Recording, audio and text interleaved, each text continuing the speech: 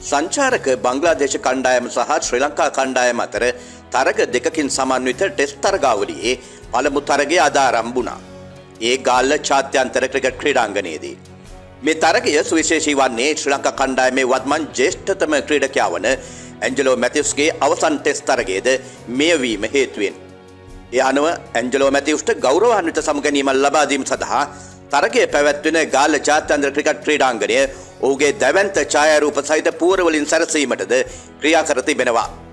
වසර 16ක් පුරා ශ්‍රී කණ්ඩායම නියෝජනය කළ ඇන්ජලෝ මැතිව්ස් ශ්‍රී ලංකා ටෙස්ට් 1 දින හා 20 යන කණ්ඩායම් තුනේම නායකත්වයේ දරූ පුද්ගලයෙකු වනවා. ශ්‍රී ලංකාව වෙනුවෙන් මේ දක්වා ටෙස්ට් තරග 118කට ක්‍රීඩා කර ඇති ඇන්ජලෝ මැතිව්ස් ඉනිම 210කදී රැස් කර ඇති මුළු ලකුණු සංඛ්‍යාව 8167. ටෙස්ට් ශතක 16ක් සහ අර්ධ ශතක 45ක්ද ඔහුගේ පිත්තෙන් වාර්තා වී තිබෙනවා.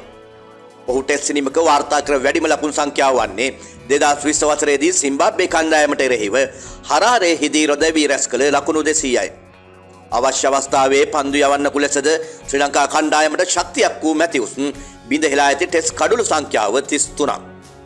ශ්‍රී ලංකාව වෙනුවෙන් වැඩිම ටෙස්ට් ලකුණු රැස් කළ ප්‍රතිකරුවන් අතර ඇන්ජලෝ මැතිව්ස්ට 3 වන ස්ථානයේද හිමි වනවා.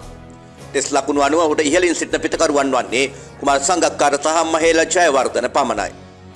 ශ්‍රී ලංකාව වෙනුවෙන් වැඩිම ටෙස්ට් තරග සංඛ්‍යාවකට ක්‍රීඩා කළ ක්‍රීඩකයන් අතරේ ඇන්ජලෝ මැතිව්ස්ට 3 වන ස්ථානයේ හිමි වනවා.